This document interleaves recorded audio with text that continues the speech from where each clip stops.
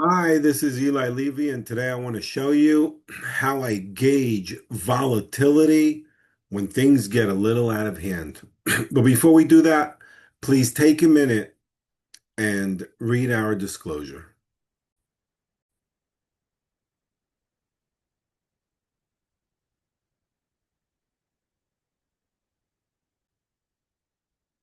We're going to look at oil. Oil got a little out of hand with the situation of what's going on in Iran. And we closed the week and then we opened on Monday. I looked at the futures, they were at 119, I think it was 40 was the high, 43. And things, they were up 29% that day or 26, I can't even recall, but it was a pretty huge gap up open. Um, so that is obviously volatility, and you don't know what's going on. Is it going to 150? Is it coming back down to 100? Is it going to fall down to 75? I mean, they pulled in all the way down to about 76.50, more or less, in one day. That is a huge retracement. I pulled some Fibonacci numbers, and they passed a 61% retracement on that day from where I pulled the Fibonacci numbers. Yeah, it was. 61% was at 79. I remember 63, more or less. I was like, okay, that should be the holding point. They went all the way down to 76. Very, very volatile.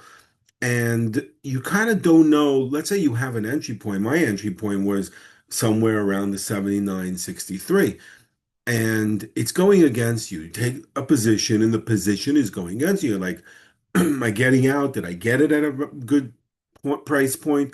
Or is this going down to the next retracement, which is 69? Do I really want to hold it from 79 to 69? I don't think so. I might want to be able to get out. But it's like a rubber band, and you don't know where it's going to stop, right? They're pulling in, and who knows? Maybe Trump's going to come out with another announcement. We're done. And this price is going even back down to like 60 bucks. So that's when you're in a trade, those are the dilemmas. And one of the things I do to gauge this volatility is to use the RSI. It's a very simple tool. There are other tools that I use, but this is the simplest tool I use. And I'm going to show you exactly how I use it. It actually comes out to very helpful for me as a whole. So first of all, what I do is I usually put a trend line. You know how you could put a trend line on stocks? Believe it or not, you could also put a trend line on a study. And look at that, right? I mean, we have a nice upward sloping trend line on the RSI, right? You see that? I usually do that on the S&P. I usually do that on anything that I'm contract that I'm trading. I could use trend lines. So I'm gauging on what's the trend and where is the trend? Is it holding or is it breaking? Just like a trend line on a stock. That's point one. Point two is I'm obviously looking at the RSI. One of the things that we know about the RSI is 70 is overbought, 30 is oversold.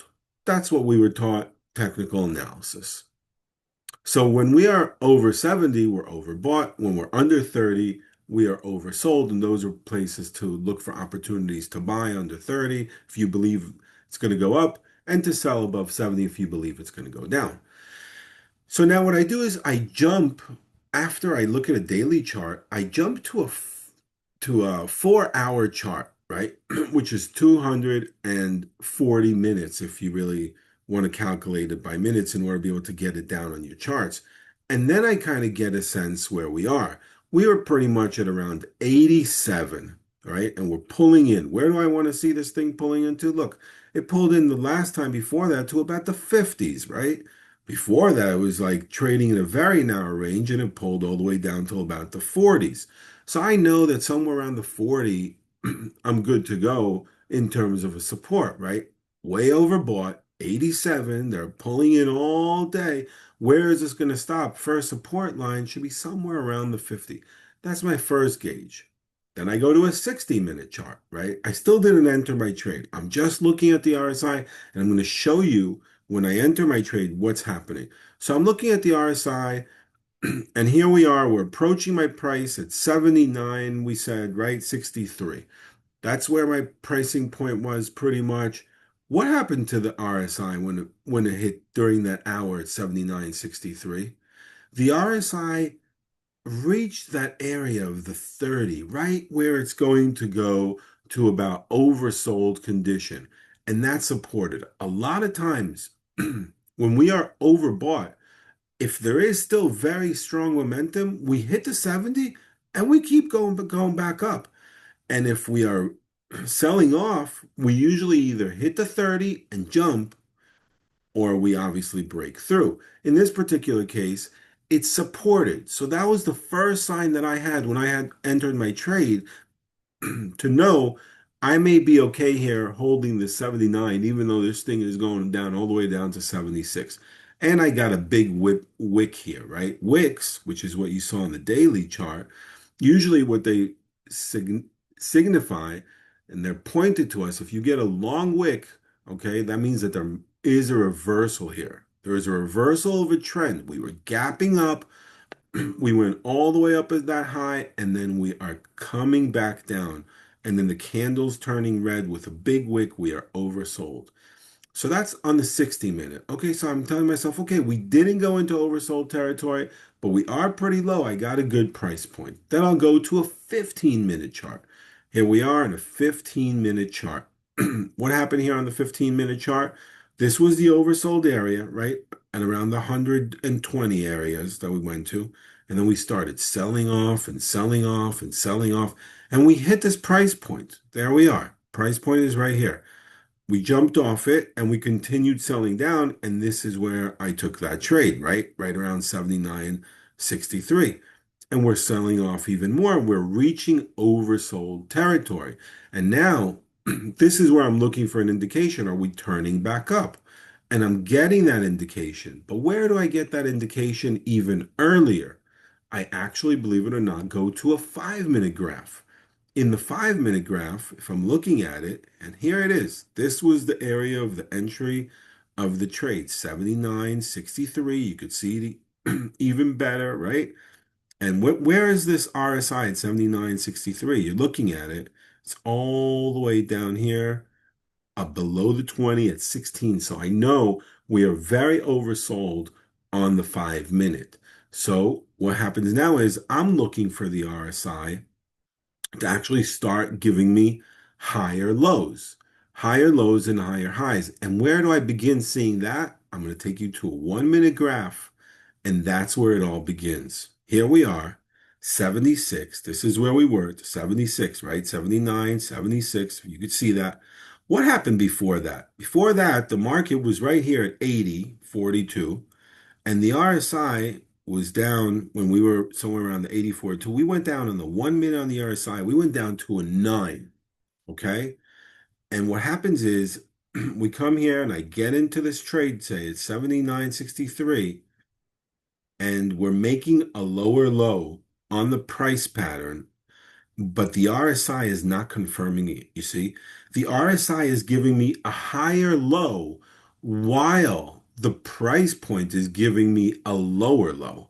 And that's when I tell myself, okay, I might be in good hands here with this trade because the RSI is not confirming a lower price point that I'm seeing on the price pattern on the chart. And this is where my trade begins on the 1-minute graph and using the RSI on a 1 minute. So I enter the trade, right? Here we are, 79.63. The RSI is at a very, very low point when I had my entry. And then they're going against me. When they go against me, that's when I start panicking. That's when I say to myself, okay, where am I putting this stop loss? Because this thing was so volatile, I didn't even want to put a stop loss because I figured they're going to do this. They're going to just go bonkers and they're going to, trade this thing. They could trade it to whatever they want. It's not smart not to put a stop loss unless you really know how to use volatility. I gauge it. I have years of looking at it, so I kind of figure out more or less how I'm doing it. Plus, I'm also very fast on the trigger. If it's, I got a price point in my head. I don't want to lose more than $100, $500, $1,000, 10,000, whatever you figure out. You don't want to lose by it. You got to press that button. You have to have what's called risk management out of steel. You know you got to press that button. So I'm in the trade, and the trade is going against me right there. But what did the RSI do? It gave me a higher low.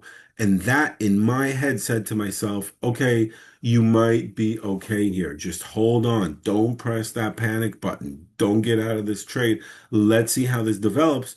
Then they come right back all the way up to like about 80. RSI goes back up to over bought territories already, right around the 80 mark, which is fine with me. I got no problem if the RSI on the 1 minute does that because I know it goes up, down, as you could see, while the price keeps going up, right? So I don't really care how the RSI is going to continue trading on the 1 minute unless I'm using it again for risk parameter or entry points. What I did care was that the RSI gave me a higher low. And then from there, I work backwards again. I use that on the 5 minute. Perfect. So here I am. I enter the trade on the 5 minute, right? I got myself, this was the RSI that was a 13. Did I ever get a lower low in the RSI since my entry point? I didn't. And that's why I was good to go. I was like, okay, hold this thing, keep holding it. You're going to get higher highs. And then they reached overbought territories.